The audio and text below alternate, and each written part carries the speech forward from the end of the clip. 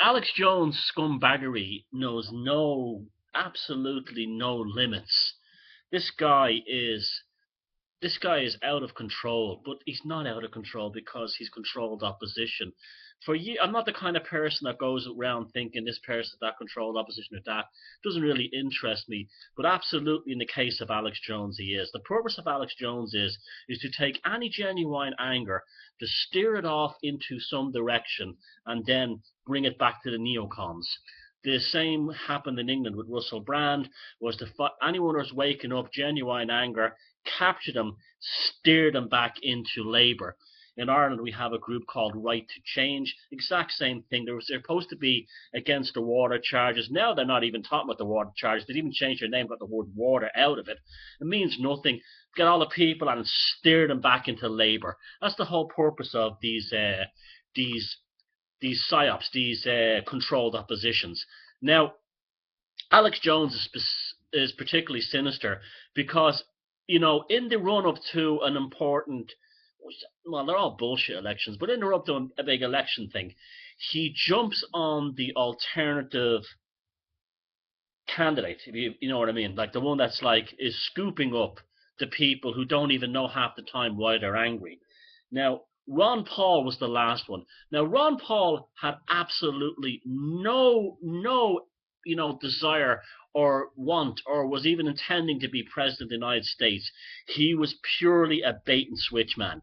He was purely there to suck people in, to make them believe that there was some kind of thing was going to happen where there could be a better world, and then to just dissipate, vanish. Donald Trump is the same thing.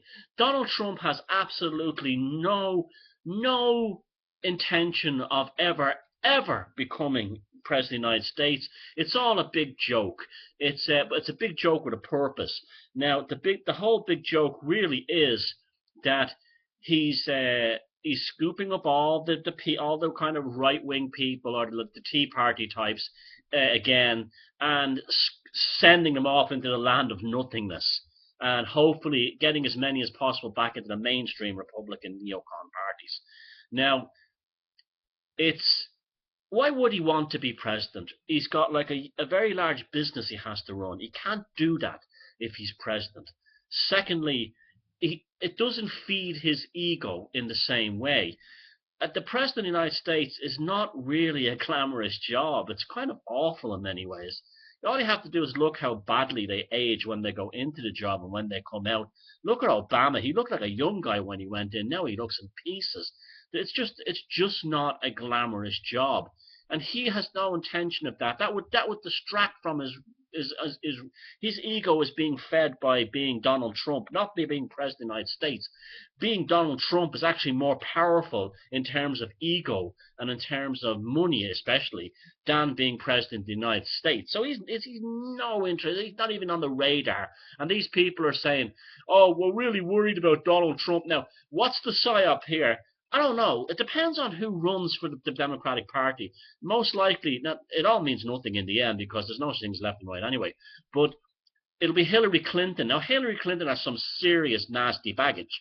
Now, and a lot of people don't like her. So what you do is you create a whack job on the other side, or a pretend whack job. Donald Trump is not anywhere near believing any of the things he's saying about Muslims or shutting down the internet. That's all nonsense. That's to make the other side look better. This is how the flim flam bait and switch game works. Trump has no intention at all. Now he has all these people. Now Alex Jones is the key to this because why? Remember he had Ron Paul. Remember? And we got a Ron Paul revolution, and all the truthers go, "Oh, Ron Paul," and all this bullshit. And I was laughing my head up at the time. They just don't get it. They think if they vote harder, their vote will matter. This time we gotta vote harder. They just don't get it. There'll never be a political solution for politics. You can't. It's like curing cancer by throwing cancer at it. It doesn't work. Political solutions are designed to fail. They're designed not to work because if they work, there'd be no need for politicians, elections, and all this nonsense anymore. They're deliberately engineered to fail. There will never, ever be a political system that was be designed to be successful. It just doesn't work that way. So if you join any kind of political movement, all you're doing is feeding the dysfunctionality. There's no solution in it. None. Zero. Absolutely nothing. You cannot fix it. It just won't. It's not meant to be fixed. It's politics is not meant to be fixed. That's its purpose. It is engineered dysfunctionality for the purpose of continuous perpetual motion of its own existence. It's like it does not want to be fixed. There's no intention to fix. If it was perfect, it would not be needed anymore. And this is its whole purpose. So the game of politics is the real aspect of it. We all know the politicians at the end of the day don't run the world. They don't even run their own countries. So it's all a game.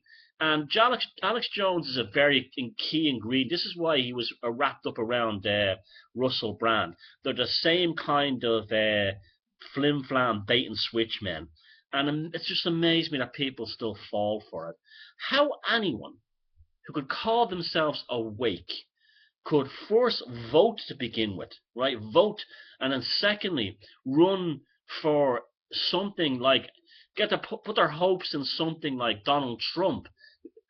That's just beyond me. You know, where is the hope in you? Where's the faith in yourself to seek your solutions? There is none. There is none if you're still externalizing it. Politicians don't care if you live or die. Do you mean nothing? They mean your what's in your soul, what's in your desires is irrelevant to them. They'll tell you anything you want. The system is not designed for that reason. Our internal feelings are real. Our internal desires are real. What happens is we take this powerful energy inside us, and rather than creating it, using it to create something better for ourselves, we then channel it off into exterior solutions that are only concerned with increasing the dysfunctionality. Now, I'll give you an example of that. You want this, that, and the other in life, right? You want this, that, and the other in life. So I'll vote for this guy or this woman, and they'll bring it. This political system, they'll bring it to me, but they never ever do. They never will. Or you could do something like, all this energy that I put into my man in office or my woman in office, I can channel all that into learning a new skill or a new trade, and or even just diverting it into something that's fun. And that's much better, because then the creativity starts coming in, because rather than depending on a pathological exterior force to solve it for you, you're solving it for yourself. Now, this is what makes people like Alex Jones so appalling. I never really cared much for him, and I never liked his attitude. Culturally, I can't relate to Texas. Texas to me is more alien and foreign than Afghanistan. I just don't relate to it in any way. So culturally, that was a problem. But more than that, the offering of false salvation. It's the church door preacher, the mega church, done for the truthers. That's what it is, and it's a joke, and it's horrible, and it needs to stop. And if people who waste their energies putting memes on Facebook making fun of Donald Trump, or they're wasting their lives. It doesn't matter. Donald Trump is never going to be president. Just like, and your man Corbyn in England, he seems like genuine in lots of ways, but the system is not designed to make a guy like him be successful. It's designed to kill him, or to make sure if he gets into power, he's completely undermined. Because success and solving problems is not part of the political solution. It wouldn't work otherwise. Politics is dependent upon its own deception, its own failure, and its own broken promises. When you say, what do you gain for that? Well, vested interests gain from it. Government contractors, politicians get to keep jobs and nice pensions. Civil servants and bureaucrats, a major part of it. The biggest aspect of democracy is the funding of what they call entitlements or privileges of civil servants and bureaucrats. That's why they're bulldogs for the governments, and no matter what the political system is, they're bulldogs for the government because that's the bitch that feeds them, and that's it. It doesn't serve you. It's not there for you. They don't care about you. You're nothing. You're nothing. So to actually either hate a political figure or to put your hopes in them is wasting energy that you need for yourself and the ones you love. It's like religion. It's the same thing too. You put that energy into your own life, and then you will be fine. And then you have the beasts, the likes of the Alex Jones and the Russell Brands, and the ones who give you false salvation, and they rob that energy you need from yourself for you. They put all your hopes into it, and then boom, they take it away. They take it away like that, and then you're sitting there going, "But Russell said he would like." No, Russell never. It was never in the plan. Or it's like, if I vote for Trump, like Alex said, not going to happen. Not going to happen. You're living in fantasy land, and you've done it. Your parents have done it, and your grandparents have done it, and it's a waste of time. Said, I'm going to set up a new political party, and we're going to have a new political. They want to change everything. Change is a word that means nothing. Hope is a word that means nothing. Nothing.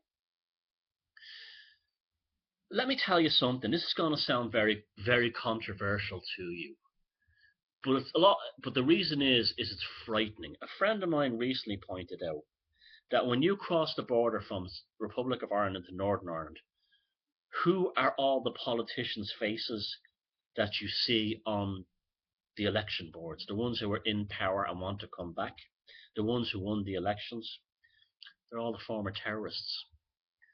That's what it comes down to. Northern Ireland does kind of prove in some ways that political violence works, not political. Now I'm not endorsing it. I don't believe in any of that stuff, but I'm just showing you it does work. It does. It has. I mean, America got its independence. Ireland got its. India got their independence because of it. But it does work. It does work. But it's a price that human beings generally don't want to pay. But they want it all for nothing. I want this, that, and the other. I want this, that, and the other. What are you willing to do for? I'm going to vote for that guy. So that's like saying, I want to be a millionaire. I'm going to have millions and millions of dollars. How are you going to achieve it? I'm going to ask the bank manager. It's the same thing. It's not going to happen.